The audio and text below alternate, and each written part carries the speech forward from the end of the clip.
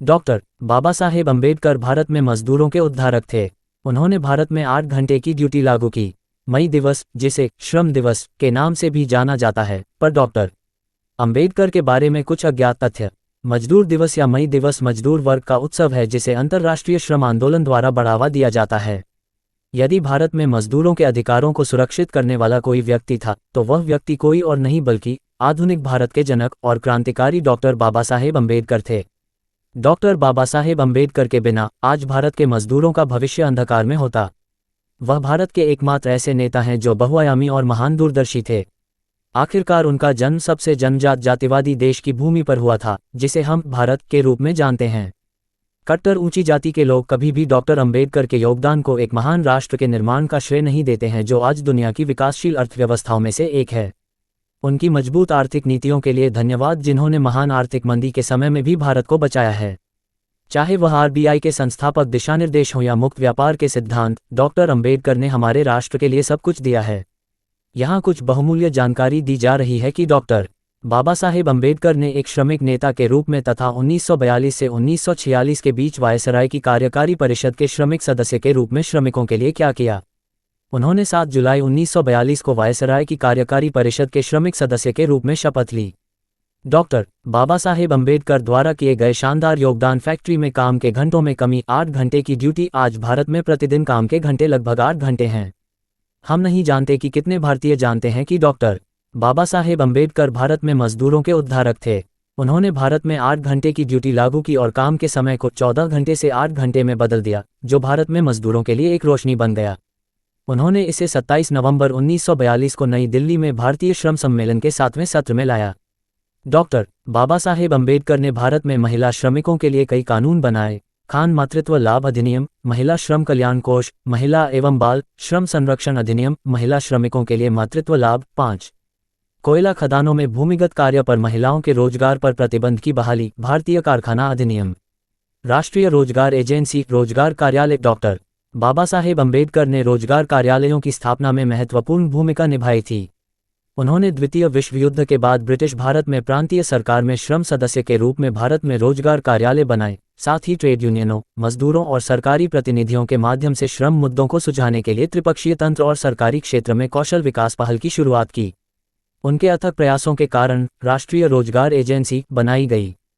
कर्मचारी राज्य बीमा ईएसआई श्रमिकों को चिकित्सा देखभाल, चिकित्सा अवकाश, काम के दौरान शारीरिक रूप से विकलांग होने पर, चोट लगने पर मुआवजा देने के लिए विभिन्न सुविधाएं प्रदान करने के लिए बीमा प्रदान करता है।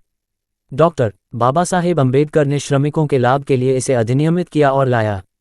वास्तव में भारत ही पूर्वी एशियाई देशों में पहला राष्ट्र है जिसने बीमा अधिनियम लाया। इसका श्रेय डॉक्टर बाबा साहेब अम्बेडकर को जाता है। सभी 13 वित्त आयोग रिपोर्टों के लिए संदर्भ का मूल स्रोत एक तरह से डॉक्टर अम्बेडकर की पीएचडी थीसिस ब्रिटिश भारत में प्रांतीय वित्त का विकास 1923 में लिखी गई पर आधारित है। भारत की जल नीति और विद्युत शक्ति नियोजन, सिंचाई और विद्युत शक्ति के विकास के लिए नीति निर्माण और नियोजन प्रमुख चिंता का विषय था। डॉक्टर बाबा साहेब अम्बेडकर के मार्गदर्शन में श्रम विभाग ने ही बिजली प्रणाली विकास, hydro power station sites, hydro electric सर्वेक्षण, बिजली उत्पादन की समस्याओं का विश्लेषण और थर्मल पावर स्टेशन जांच के लिए केंद्रीय तकनीकी विद्युत बोर्ड सीटीपीबी की स्थापना करने का निर्णय लिया। डॉक्टर बाबा साहेब अम्बेडकर ने ग्रिड सिस्टम के महत्व और आवश्यकता पर जोर दिया, जो आज भी सफलतापूर्वक काम कर रहा है। अगर आज बिजली इंजीनियर प्रशिक्षण के लिए विदेश जा रहे हैं, तो इसका श्रेय फिर से डॉक्टर बाबा साहेब अम्बेडकर को जाता है, जिन्होंने श्रम विभाग के नेता के रूप में विदेश में सर्वश्रेष्ठ इंजीनियरों को प्रशिक्षित करने के लिए नीति बनाई। ये शर्म की बात है कि भारत की जल नीति और विद्युत शक्ति नियोजन में डॉक्टर अम्बेडकर की भूमिका के लिए कोई भी उन्हें श्रेय नहीं देता। भारत की जल नीति और विद्युत शक्ति नियोजन के बारे में अधिक जानकारी के लिए देखें सुखदेव थोरात द्वारा आर्थिक नियोजन जल और बिजली नीति में डॉक्टर अम्बेडकर की भूमिका। श्रमिकों को महंगाई भत्ता डीए, टुकड़ा श्रमिकों के लिए अवकाश लाभ, कर्मचारियों के वेतनमान में संशोधन, कोयला और अभ्रक खान भविष्य निधि। उस समय कोयला उद्योग हमारे देश की अर्थव्यवस्था में महत्वपूर्ण भूमिका निभाता था। इसी कारण डॉक्टर बाबा साहेब अम्बेडकर ने 31 जनवरी 1944 को मजदूरों के हित में कोयला खान सुरक्षा भंडारण संशोधन विधेयक पारित किया।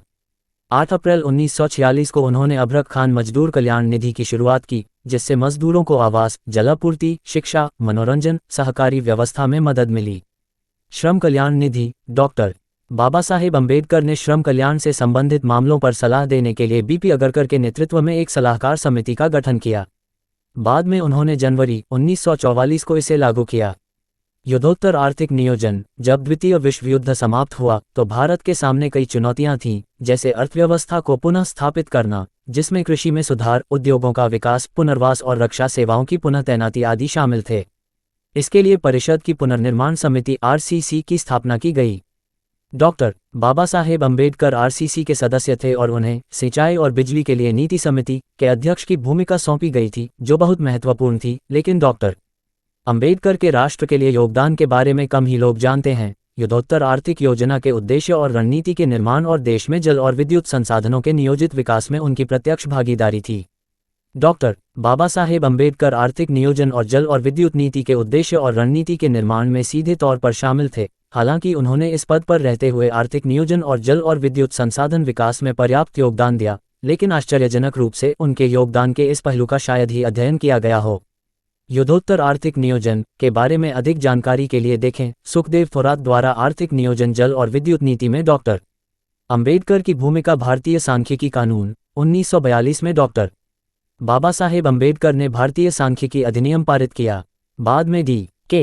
पैसेंद्री पूर्व प्रधान सूचना अधिकारी भारत सरकार ने अपनी पुस्तक में कहा कि डॉक्टर अम्बेडकर के भारतीय सांख्यिकी अधिनियम के बिना वे श्रम की स्थिति, उनकी मजदूरी दर, अन्य आय, मुद्रास्फीति, ऋण, आवास, रोजगार, जमा और अन्य निधि, श्रम विवाद आदि को तैयार नहीं कर सकते थे।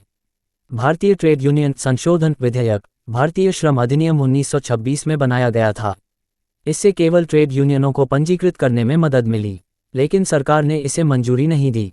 8 नवंबर 1943 को उन्होंने ट्रेड यूनियनों की अनिवार्य मान्यता के लिए भारतीय ट्रेड यूनियन संशोधन विधेयक पेश किया।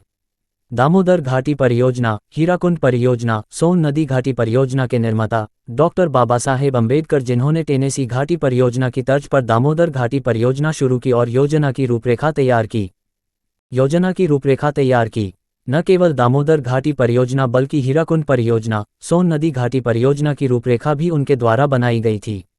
1945 में तत्कालीन श्रम सदस्य डॉक्टर बाबा साहेब अम्बेडकर की अध्यक्षता में बहुउद्देशीय उपयोग के लिए महानदी को नियंत्रित करने के संभावित लाभों में निवेश करने का निर्णय लिया गया था, लेकिन लगभग छुपाए गए थे और गलत तरीके से बहुउद्देशीय नदी घाटी परियोजनाओं के माध्यम से औद्योगिकरण के लिए नेहरू के दृष्टिकोण को पूरी तरह से जिम्मेदार ठहराया गया था।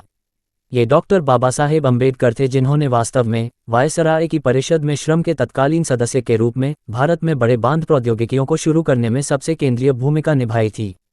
यदि आप किसी स्कूली बच्चे से पूछें कि दामोदर घाटी, हीराकुंड और सोन नदी घाटी परियोजनाएं कहाँ हैं और इनका उद्घाटन किसने किया, तो वे आपको नेहरू गांधी परिवार के नाम बताएंगे। हालांकि उनका इन परियोजनाओं से कोई लेना देना नहीं है। विकी पेज देखें जिसमें बताया गया है कि भारत के प्रधानमंत्री जवाहरलाल नेहरू, पश्चिम बंगाल के मुख्यमंत्री डॉक्टर BC रॉय और बिहार के मुख्यमंत्री श्री कृष्ण सिन्हा ने परियोजना की शीघ्र सफलता सुनिश्चित करने के लिए व्यक्तिगत रुचि ली थी। हमें स्कूलों में इन परियोजनाओं के बारे में पढ़ाया जाता है, लेकिन हमें इन सभी परियोजनाओं में डॉक्टर अम्बेडकर की प्रमुख भूमिका और योगदान के बारे में एक शब्द भी नहीं मिलता है। 1930 के बाद से इंजीनियरिंग प्रथाओं पर जोर दिया गया है, नदी बेसिन की जल विज्ञान संबंधी एकता पर। बेसिन को उसके जल संसाधनों के विकास की इकाई के रूप में माना जाता है। बहुउद्देशीय परियोजना, सिंचाई और बिजली उत्पादन दोनों का श्रेय डॉक्टर बाबा साहेब अम्बेडकर के नेतृत्व में सिंचाई और बिजली विभाग को जाता है। ऐसी परियोजनाओं के बढ़ते परिमाण को देखते हुए यह महसूस किया गया कि केंद्र में उस समय उपलब्ध तकनीकी विशेषज्ञ निकाय पर्याप्त नहीं थे। डॉक्टर बाबा साहेब अम्बेडकर ने मार्च 1944 में केंद्रीय जलमार्ग और सिंचाई आयोग CWINC को मंजूरी दी और उसके बाद 4 अप्रैल 1945 को वायसराय ने भी इसे मंजूरी दी। इस प्रकार डॉक्टर बाबा साहेब ने भारत के विकास के लिए एक मजबूत तकनीकी संगठन बनाने में मदद की। अगर हमारे घर रोशन हैं और अगर हमारे खेत हरे भरे हैं, तो यह इन परियोजनाओं की योजना बनाने में डॉक्टर अम्बेडकर की शानदार भूमिका के कारण है, जिस पर आज भारत की अर्थव्यवस्था का एक बड़ा हिस्सा टिका हुआ है। अगर भारत में जल प्रबंधन और विकास जैसी कोई अवधारणा है, तो इसका श्रेय डॉक्टर बाबा साहेब अम्बेडकर को जाता है, जिन्होंने भारत की सेवा के लिए प्राकृतिक संसाधनों का कुशलतापूर्वक उपयोग किया। अगर डॉक्टर अम्बेडकर की दूरदर्शिता नहीं होती, तो भारत की बिजली आपूर्ति, सिंचाई और विकास की स्थिति की कल्पना की जा सकती है। अधिक जानकारी के लिए देखें सुखदेव थोरात द्वारा आर्थिक योजना जल और बिजली नीति में डॉक्टर अम्बेडकर की भूमिका। स्वास्थ्य बीमा योजना भविष्य निधि अधिनियम, कारखाना संशोधन अधिनियम, श्रम विवाद अधिनियम, न्यूनतम मजदूरी कानूनी प्रहार। डॉक्टर बाबा साहेब अम्बेडकर का मानना है कि जाति केवल श्रम का विभाजन नहीं है, बल्कि श्रेणीबद्ध असमानता के आधार पर श्रमिकों का विभाजन है। डॉक्टर बाबा साहेब अम्बेडकर ने अपनी पुस्तक जाति का विनाश खंड -1 में आगे लिखा है, किसी अन्य देश में श्रम विभाजन के साथ श्रमिकों का ऐसा वर्गीकरण नहीं है। जाति व्यवस्था के इस दृष्टिकोण के खिलाफ आलोचना का एक तीसरा बिंदु भी है। श्रम का ये विभाजन स्वतः स्फूर्त नहीं है, ये प्राकृतिक योग्यताओं पर आधारित नहीं है। सामाजिक और व्यक्तिगत दक्षता के लिए हमें व्यक्ति की क्षमता को इस हद तक विकसित करने की आवश्यकता है कि वह अपना करियर चुनने और बनाने में सक्षम हो।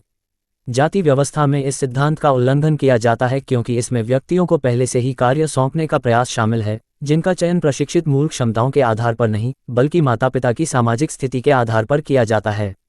दूसरे दृष्टिकोण से देखा जाए तो व्यवसायों का ये स्तरीकरण जो जाति व्यवस्था का परिणाम है, निश्चित रूप से हानिकारक है। उद्योग कभी स्थिर नहीं रहता, इसमें तेजी से और अचानक परिवर्तन होते रहते हैं। ऐसे बदलावों के साथ एक व्यक्ति को अपना व्यवसाय बदलने की स्वतंत्रता होनी चाहिए। बदलती परिस्थितियों के साथ खुद को समायोजित करने की ऐसी स्वतंत्रता के बिना उसके लिए अपनी आजीविका प्राप्त करना असंभव होगा। अब जाति व्यवस्था हिंदुओं को उन व्यवसायों को अपनाने की अनुमति नहीं देगी जहां वे चाहते हैं, यदि वे वंशानुगत रूप से उस पेशे से संबंधित नहीं हैं।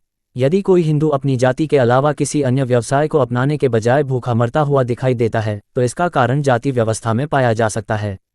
व्यवसायों के पुनः समायोजन की अनुमति न देकर जाति देश में देखी जाने वाली अधिकांश बेरोजगारी का प्रत्यक्ष कारण बन जाती है। श्रम विभाजन के एक रूप के रूप में जाति व्यवस्था एक और गंभीर दोष से ग्रस्त है। जाति व्यवस्था द्वारा लाया गया श्रम विभाजन पसंद पर आधारित विभाजन नहीं है। व्यक्तिगत भावना, व्यक्तिगत वरीयता का इसमें कोई स्थान नहीं है। ये पूर्वनियति के सिद्धांत पर आधारित है। संदर्भ खंड doctor Baba Saheb Ambedkar governor general की कार्यकारी परिषद के सदस्य के रूप में 1942-46। महान समाज सुधारक, आधुनिक भारत के निर्माता एवं भारतीय संविधान के निर्माता बाबा साहेब डॉक्टर B.R. अम्बेडकर जी की जयंती पर उन्हें कोटि कोटि नमन। Folded hands rock. सूचना सिर्फ मान्यताओं और जानकारियों पर आधारित है। यहाँ ये बताना जरूरी है कि यह मेरा वीडियो किसी भी तरह की मान्यता, जानकारी की पुष्टि नहीं करता है। किसी भी जानकारी या मान्यता को अमल में लाने से पहले संबंधित विशेषज्ञ से सलाह लें। धन्यवाद।